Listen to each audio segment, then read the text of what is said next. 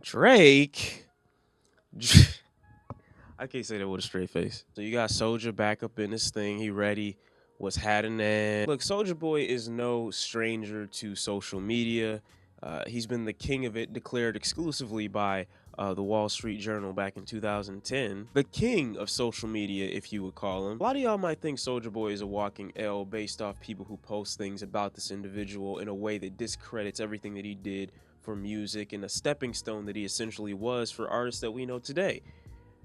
I know that sounds weird to say because again, we're talking about Soulja Boy. Tell him to hop up out the bed, turn my swag on, took a look in the mirror, said, "What's up?" Yeah, that was my shit when I was younger. But see, to fully appreciate Soulja Boy, I feel like you would have had to have been there to grasp him in his infancy. Pause. As a person who was coming up with him, like when he was young and he started making music in the beginning, a lot of people loved him for his music. He didn't make trash, okay? The old heads at the time thought it was trash, much like the old heads of today think everything that's new is released as trash. But much like old heads, they don't really contribute much to the overall progression of music. They tend to stay in a very safe, very non-movable lane of rap. Whereas someone like Soulja Boy basically was the stepping stone for streaming for artists today. There's no way someone like a Jay-Z, as great as he was, no one like an Eminem, as great as he is, would have introduced such a powerful aspect of music. Only a young, bright-eyed artist who doesn't give a fuck about the politics of music could have made a move like this, and that's basically what Soulja Boy was at the time. I'm sure back in 04, 05, 06, 07, when Soulja Boy was becoming that name or making that name for himself, I'm sure he wasn't aware of how much networking and business and how social media competent he was at the time because we didn't have terms for it like that back then. But when you take a song like Crank That, you don't look at the song and its success for Soulja Boy's career. You look at the song and what it did. Soulja Boy at one point had a deal with SoundClick to get $50 every time someone made a purchase for Crank That on their website. Again, buying physical copies of music was just kind of becoming a dying breed at that moment. So that's just when music being purchased online started to become a thing, at least the regular thing. Soulja Boy is a legend not because he is musically gifted to the degree that he's above every other artist in the genre that he's in right now. Soulja Boy is a legend because he single-handedly at a time made a way for himself, a name for himself, and had a successful career based off of his own work without the influence or hand from a label or out the influence of a hand from any executives. He did it all pretty much by himself and through his connection to social media. This was a blueprint at the time that wasn't able to be copied because nobody else was doing it. Fast forward almost 2 decades, and now we have artists and rappers that are becoming famous for putting themselves out there in their social media presence. Obviously, you don't think that it's as much of a unique story this time around because so many people are doing it, and the process of doing it is so satirized that people that don't have any musical talent can still have a successful music career as long as they have a connection to their fan base. I know you've seen a slew of YouTube rappers come out recently that have no skill as rappers at all, but still sell a lot and have a lot of fans because the content that they made the fans support the music that they make. So it's not this anomaly anymore, but Soulja Boy was the one to introduce that process. So here we are in the year 2019, and Soulja Boy has taken the world by surprise yet again.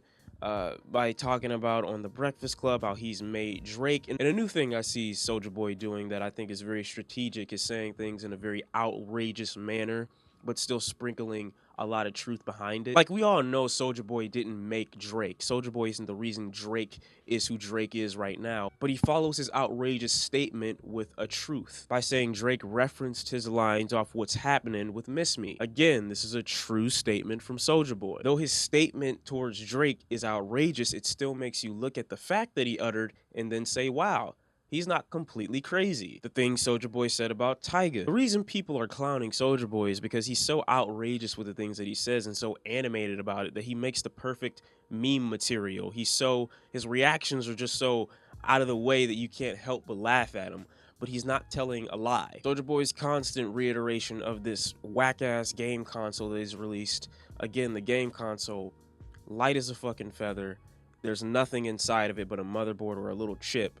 It's got this classic bullshit ass emulator thing going on. I don't know what it is, but while that's a trash system, while the Soulja Pods are trash, while his watches are trash, He's not lying. He's the first rapper in history to come out with a game console. Another fact. He uses this as a way to silence Kanye's constant infatuation with himself by saying, "You're not Walt Disney because I created a game console," which, again, I bought Yeezys and I prefer those over your game console, Soulja. However, he's not lying. But see, when it comes to Soulja Boy and this recent publicity tactic I think he's gone on recently, I'm worried about what he's going to continue and follow it up with, because most rational people are like, I don't give a shit about anything Soulja Boy's talking about if it doesn't equate to any music. See, the problem with 2016 and 2017 was Soulja Boy said all this bullshit and didn't let any of that traction that he was receiving at the time translate into music sales. He didn't release anything. This time around, he's got enough backing, multiple interviews with millions of views on them, memes, constant reiteration of his sayings. And so the next thing Soulja Boy did was tease a new album. Personally, I don't know if this would have been the best move. I think in Soulja Boy's case, putting yourself in the most consumable format would have been a better move, which is, in my opinion, releasing a good single. Because you haven't released any music in 4 years. Now, while all that I just said about Soulja Boy might be true, unless it equates to more music sold or more successful businesses that don't get, cease and desisted, unless it has a bigger success rate, all that he's doing right now is for naught. You know how many artists would dream of being on the run that Soulja Boy's on right now, of having endless massive coverage around his name, attraction they could utilize to drive people from this controversy to their music? And while it seems that Soulja Boy has a new album coming out, do we expect Soulja Boy to drop anything substantial? No. Will he do it? Possibly. If he does, end result is great. He's got a lot of traction. He made all that noise for a reason. At the end of the day, even though this is proof that Soulja Boy is telling the truth, none of that shit matters. I'll still play Crank That, Hop About the Bed, Marco Polo, just like the next guy. But if you're not delivering enough content beyond the controversy to justify said controversy, it doesn't matter if you're telling the truth. You don't have anything to show for it. Nothing under the name of Soulja Boy has come out recently that's been a smash hit or a success worthy enough of the controversy that he started. So I ask you, and I ask Soulja Boy, what is the point of all this if it's not going to equate to a beneficial output? He could surprise us and drop a new album that's amazing, or he could do what I'll suggest, which is maintain a constant back and forth with your audience like he used to. Soulja Boy is still very young. He's still younger than the people that he's calling out right now. I think a lot of people think he's some OG in the game when it comes to his age. He's only like 28, 29 years old. He can still focus on his music career, create a YouTube channel, start blogging, get interactive with your fan base. You have the controversy, make it work for you. Spread yourself to a different social platform. Remain consistent with that platform, and every time you put out material, they'll support it by default, much like these trash-ass rap YouTubers that come out with their projects or their songs and they get bought a million times over because the fan base doesn't care about the music, they just like the personality. If Soulja Boy can convince people that he's a likable personality or a likable character within these next few weeks, even if his music is bad, I'm sure people will still support it. But right now, all I have is a bunch of hype and a bunch of exclamation points around Soulja Boy's name with nothing, no result, no nothing to show for it. Or just a console that's been taken down from the market because it's already been threatened to be sued by Nintendo because he couldn't have licensed all the games on there. I don't know. Y'all let me know how you feel about Soulja Boy at this point, what he did for you when you were younger, and if you think he's going to make something out of this whole controversial bin that he's in right now. Who's the next celebrity he's going to punch his phone in a phone call with? Is he going to stop wearing that Gucci headband? It's Big Gucci Soulja, and I'm out. Peace.